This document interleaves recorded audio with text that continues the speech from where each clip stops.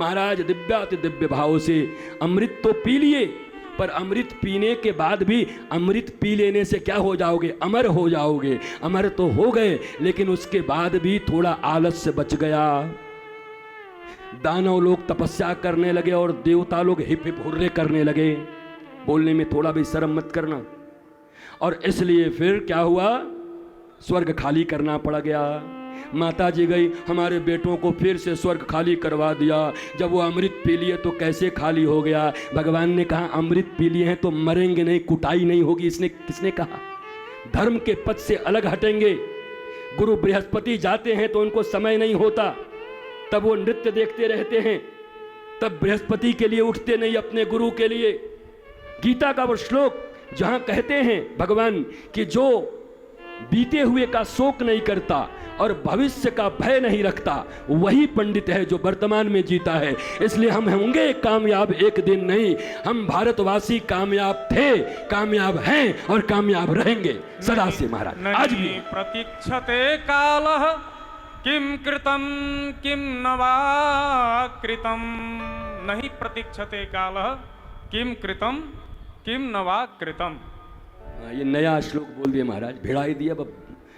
विद्वान है ना, वैयाकरणी है, तो अपना भिड़ा देते हैं बीच बीच में महाराज। अच्छी बातें। दिव्याति दिव्य भाव से गजग्राह हो गया, मोहिनी अवतार हो गया। राजा बलि स्वर्ग पर विजय प्राप्त कर लिए। अब अदिति गई, जाकर के बोला कि हमारे बच्चों का कुछ मंगल करो, बड़ा पयोव्रत कर लो। पयोव्रत हो गया, वामन का अवतार हो गया। भगवान वामन आए, कहा भैया उससे छीना तो नहीं जा सकता। क्यों? वो असुर है लेकिन धर्म के मार्ग पे चल रहा है। कमाल है। देखो हमारे शास्त्र को देखो, कोई भेदभाव है? कल युधिष्ठिर से प्रश्न पूछा था, युधिष्ठिर ने नारद से प्रश्न पूछा था कि भगवान भेदभाव क्यों करते हैं? अब देख लो, बलि धर्म के पथ पे चल रहा है तो भगवान कह रहे हैं उसको हरा कोई नहीं सकता। बोला आप, बोला हम भी नहीं। कमाल है। भगवान स्वयं कह रहे हैं मैं भी नहीं हरा सकता जो धर्म के पथ पर चल रहा है। तो बोला जा करके मांग जरूर सकते हैं, उससे ठग सकते हैं, क्योंकि उसका उद्देश्य सही नहीं है, असुरों के साथ है। इसलिए हम जाते हैं वामन बनकर के गए। और बलि के गुरु ने मना किया, बार बार मना किया, लेकिन बलि ने अपने गुरु की बात नहीं सुनी, शुक्राचार्य की बात नहीं सुनी। क्योंकि पहले शुक्राचार्य ने कह दिया था कि अगर किसी दिन परमात्मा द्वार पर आ जाएं तो अपना सब कुछ लुटा देना। और आज जब परमात्मा स्वयं द्वार पर आ गए हैं तो शुक्राचार्य कह रहे हैं कुछ बचा लेना। तो कहा नहीं महाराज, आपने वो ज्ञान दिया था, आज साक्षात नारायण मेरे द्वार पर हैं, आज तो धोती भी न बचे, सब लुट जाए, सब इनको दे दूंगा। इसलिए गुरु की बात नहीं सुनी, भरत ने माँ की बात नहीं सुनी, विभीषण ने भाई की बात नहीं सुनी, प्रहलाद ने बाप का बात नहीं सुना। तजियता ही कोटि बैरीसम यद्यपि परम सने ही। त्याग किनका किनका करना है?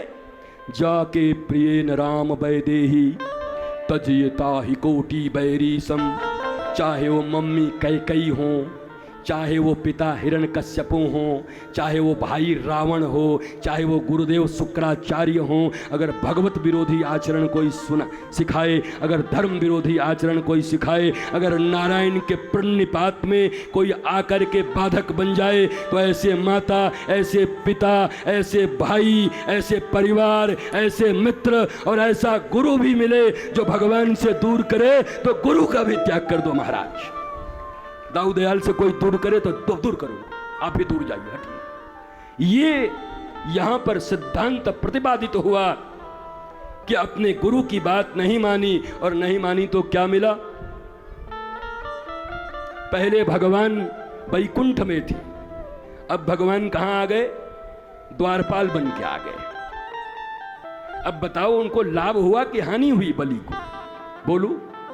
अरे भगवान जिसके द्वारपाल, स्वर्ग के द्वारपाल तो नहीं बने भगवान, इंद्र के द्वारपाल तो नहीं बने भगवान। भगवान किसके द्वारपाल बने?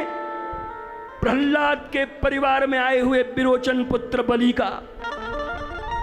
भक्त के घर में आए हुए संतान जो भक्ति के मार्ग पर चलने को राजी है, चाहे वो असुर योनि में आया हो, चाहे सूर्य योनि में आया हो, चाहे आप इस वर्ण में आए हो, चाहे उस वर्ण में आए हो, चाहे इंग्लैंड में आए हो, चाहे भारत में आए हो, अगर हरि के प्रति, अगर नंदलाल के प्रति, अगर राम के प्रति आपका प्रेम है तो भगवान भेदभाव नहीं करने वाले, भगवान आपको गले लगा लेंगे, उठा लेंगे भक्तों को। आप गरीब अमीर कुछ भी हो, कोई फर्क नहीं पड़ता महाराज।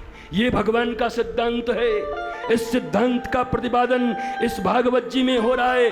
बलि का हो गया, बलि से 3 पग पृथ्वी मांगे, तन मन धन सब दे दो, तन मन धन सब अर्पण। ये तो रोज ही गाते हो, ओम जय जगदीश हरे। हालांकि आप बुरा मत मानियो, हमको ये आरती कम और ये लाइफ इंश्योरेंस का प्रीमियम ज़्यादा लगता है, अगर ध्यान से सुनोगे तो। हम बुरा मत मानिएगा। सुख संपत्ति घर आवे, कष्ट मिटे तन का। इतना माल मिलेगा तो हम कुछ करेंगे, पर हमने तो सुना है गोपियों के लिए तत्सुखे सुखित्वम। अपने सुख की चिंता नहीं है। लव उसे कहते हैं जहां हम उनके सुख में सुखी हैं, और लस्ट उसे कहते हैं जहां उनसे हम सुखी होना चाहते हैं। There are big difference between love and lust. काम एंड फ्रेम में बहुत अंतर है। इतना अंतर है, जहां सब कुछ दे देने की इच्छा हो वो प्रेम हो, और जहां सब कुछ लेने का मन करे वो काम है। इसलिए भगवान ने बलि से क्या लिया? तन मन धन।